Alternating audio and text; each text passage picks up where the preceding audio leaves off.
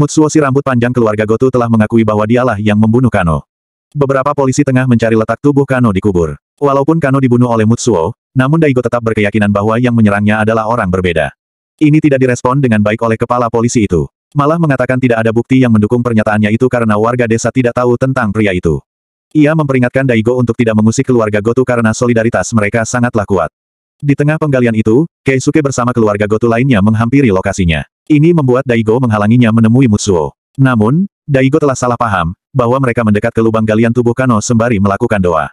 Membuat Daigo terkejut dengan apa yang mereka lakukan. Keisuke mengatakan bahwa tidak semua keluarga Goto seperti Mutsuo. Sementara itu, Sumire yang berdandan tidak seperti biasanya. Tidak memakai kacamata dengan rambut yang terurai, memakai kemeja putih dan rok hitam.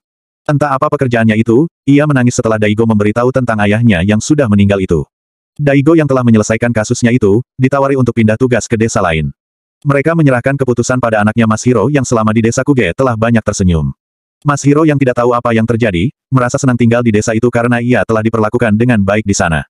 Ini berarti mereka akan tetap di sana. Itu seperti keputusan yang tepat karena kini Daigo telah merasakan hidup yang tenang di desa Kuge.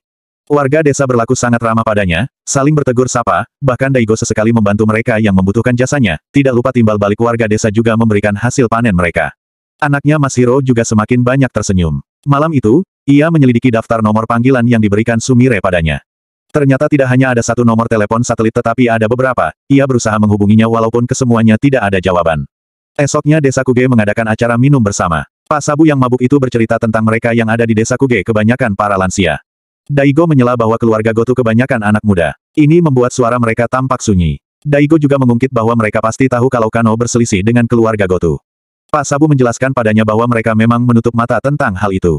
Ini karena mereka bergantung pada keluarga Goto yang punya pabrik kayu itu. Bahwa pabrik itulah yang menopang ekonomi desa Kuge. Membuat mereka menangis tidak bisa melakukan apapun kepada Kano. Ini membuat Daigo merasa bersimpati pada mereka. Setelah di perjamuan itu, Daigo berterima kasih pada Yuki karena telah mendampinginya. Saat itu, mereka semakin mesra dan intim. Seketika Daigo melihat ada yang mengintip mereka. Itu adalah salah satu keluarga Goto yang bertubuh pendek itu. Yang membuatnya terkejut adalah dinding rumahnya telah ditulis, pembunuh. Secara kebetulan mobil Pak Sabu lewat dan ikut terkejut dengan tulisan itu. Ia membantu Yuki untuk membersihkannya. Sementara itu, Daigo seorang diri menghampiri pabrik kayu untuk menemui orang yang mengintipnya itu. Orang yang bertubuh pendek itu telah babak belur sebelum Daigo menghajarnya. Rupanya Keisuke-lah yang melakukan itu padanya karena dia berbuat kesalahan dengan mengintip di rumah Daigo.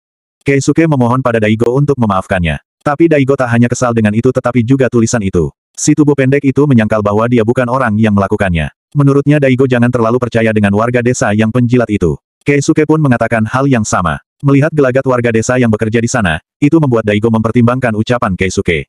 Sementara itu Pak Sabu setelah membantu menutup tulisan itu, seperti telah menaruh sesuatu pada rumah itu, tetapi Yuki tak menaruh curiga padanya. Di sisi lain, Sumire mengunjungi ibunya yang berada di rumah sakit jiwa. Ibunya berlagak seperti tengah berada di desa Kuge. Ia mengamuk dan seperti menulis di dinding dengan tulisan, lari, beberapa kali. Ini membuat Sumire bersedih melihat ibunya itu. Di siang itu Daigo memasang pagar di sekeliling rumahnya. Rupanya Pak Sabu tengah lewat di depan rumahnya. Ia menyarankan untuk tidak melakukan itu karena seperti tidak percaya pada mereka.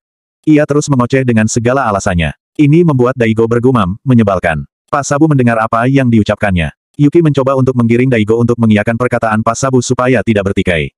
Sesudah hari itu semuanya berubah drastis. Semua warga desa acuh tak acuh pada Daigo. Walaupun telah menyapa mereka tidak menghiraukannya, menyindirnya bahwa bertikai itu tidak baik. Sepulangnya rupanya Yuki mendapatkan perlakuan yang sama seperti Daigo. Ia berinisiatif untuk meminta maaf pada Pak Sabu. Tapi Daigo mencegah Yuki melakukan itu. Bagi Yuki ini demi Mas Hiro yang senang tinggal di sini. Dan untuk itulah ia harus minta maaf. Di tengah perdebatan mereka, Pak Sabu tiba-tiba muncul mendengar keributan mereka. Daigo merasa heran karena Pak Sabu seperti memata-matai mereka. Tapi Yuki memberikan kodenya kepada Daigo agar dia memikirkan Mas Hiro. Akhirnya dengan terpaksa Daigo meminta maaf pada Pak Sabu. Pak Sabu pun mengundangnya untuk datang membantu di persiapan acara persembahan tahunan. Seketika pada hari itu mereka langsung ramah kembali pada Daigo, memperlakukan Daigo seperti sebelumnya.